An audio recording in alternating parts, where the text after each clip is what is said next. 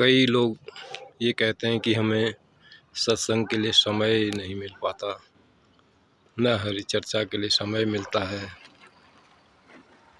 और नहीं हमसे जो है सेवा ही हो पा रही है। तो हमारे भगवत गीता में भी कहा गया है, हमारे उपनिषद भी कहते हैं, ऐसे लोगों के लिए सिर्फ एक ही तरीका है, नाम का जाप करें। जिस नाम में भी श्रद्धा हो, चाहे राम कहो, ओम कहो और राधे राधे कहो, या फिर तू ही निरंकार कहो, जो नाम में श्रद्धा हो ऐसे नाम का जो है जाप करना चाहिए। ये संत महापुरुष कहते हैं, खूब नाम का जाप करना चाहिए हर रोज़। तो नाम के जाप से मन संयत होता है और धीरे धीरे नाम की ऐसी कृपा है कि वो गुरु के दर तक ले जाता है। चाहे किसी भी भाव से कोई इसका नाम ले, इस परमपिता परमात्मा को जानकर इसका नाम ले रहा है या बिना जाने ले रहा है, तो नाम की ऐसी महिमा है कि वो गुरु के दर तक पहुंचा देता है। तो गोस्वामी तुलसीदास जी ने एक जगह कहा भी है, भाव कुभाव अनक आलस हो, नाम जपत मंगल दस दिशि हो। कोई भाव से कुभाव से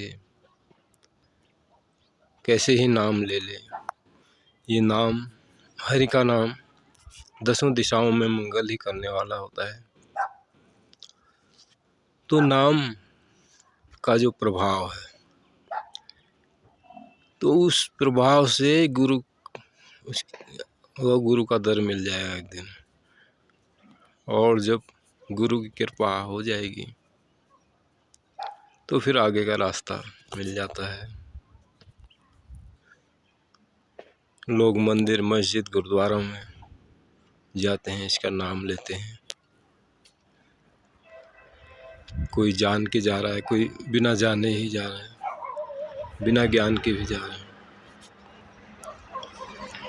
तो जो कोई भी जिस भाव से जैसे जा रहा है, इसका नाम ले रहा है, तो वो नाम व्यर्थ नहीं जाता।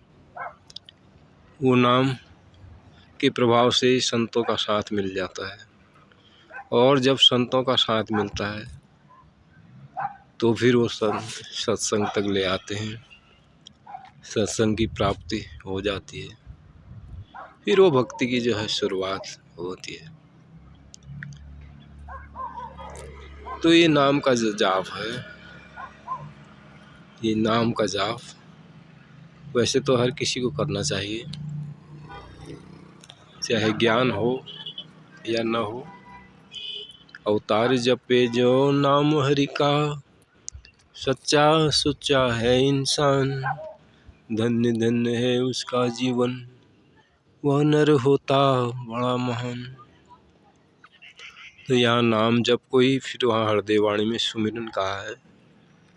बात एक ही है, रे मन सुमिरन कर ले, सुमिरन ही जीवन का आधार है, सुमिरन करने वाला जन ही भव से होता पार है। तो सुमिरन की बात वहाँ भी कही। अब जो नाम जाप है और सुमिरन है, भगवत गीता में और हमारे उपनिषदों में नाम जाप के जो 4 स्तर बताए हैं।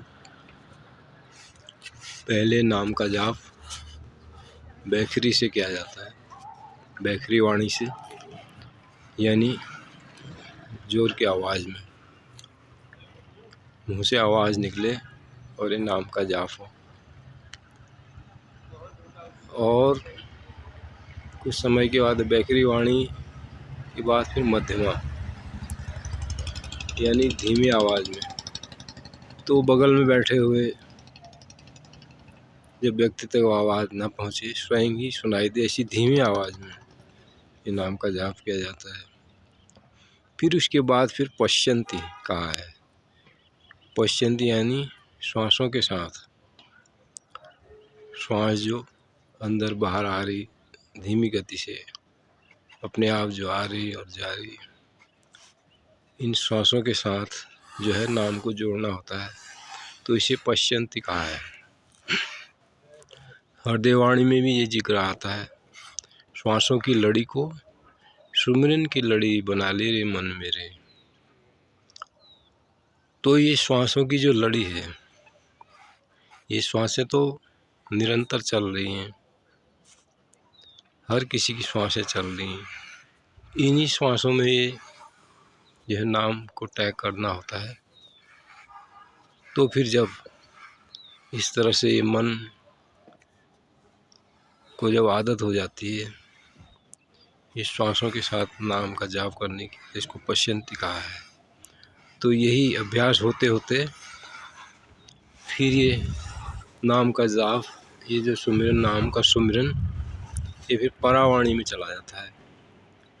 और ये जब परावाणी में चला गया तो वहाँ पर फिर अवतार वाणी में जिक्र आता है, मन बुद्धि से परे है जाना, लाख लाख प्रणाम तुम्हें। जो मन और बुद्धि से परे जो जानने की बात है, तो ये गुरु का ज्ञान है। अभी तक तो ये इंद्रियों के सहारे ही, इन आँखों के सहारे, इन इंद्रियों के सहारे ही हम देख और अनुभव कर रहे हैं। लेकिन फिर इसको मन और बुद्धि से परे ले जाने की बात, इंद्रियों से परे ले जाने की बात कही है।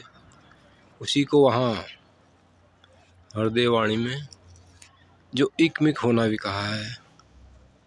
असल में इकमिक हो जाना ही इसको पाना है। तो ये इकमिक होने के लिए ये नाम को सिमरन, ये परावाणी तक पहुँचना जरूरी है। परावाणी यानी नाम अपने आप ही चलने लगे, वो नाम को चलाना ना पड़े।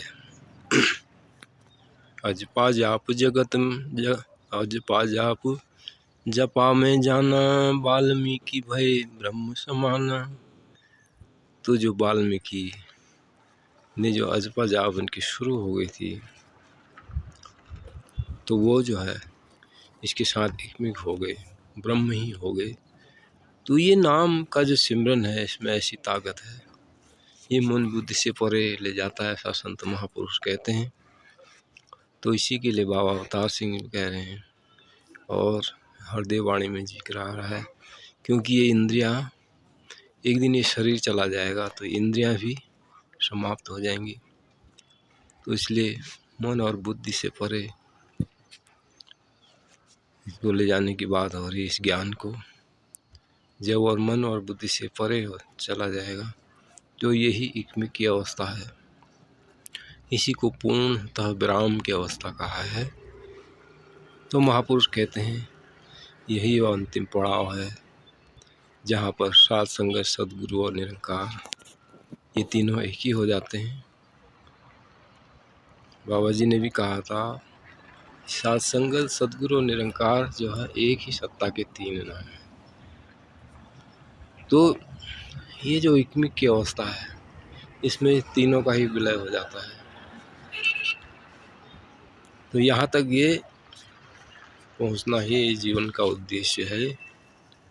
तो वहाँ गोस्वामी तुलसीदास जी ने भी कहा कि जानत तुम ही होई जाए, सोई जाने जो ही देह जनाई। जानत तुम ही होई जाई, तुम्हारी कृपा तुम ही रघुनंदन। जाने भगत भगत पुर चंदन, सोई जाने यही देह जनाई। जानत तुम ही होई जाए। जब जानते जानते, इसको जानते जानते यही हो गए, इसको जानते जानते एकमिक की अवस्था में हो गई, तो फिर तो कुछ बचा ही नहीं। न कोई मांग बची, न फिर मैं ही बचा, न फिर तू ही, बस फिर है तू केवल एक निरंकार। न तो यहाँ फिर कोई कहने वाला ही बचा, न कोई सुनने वाला ही।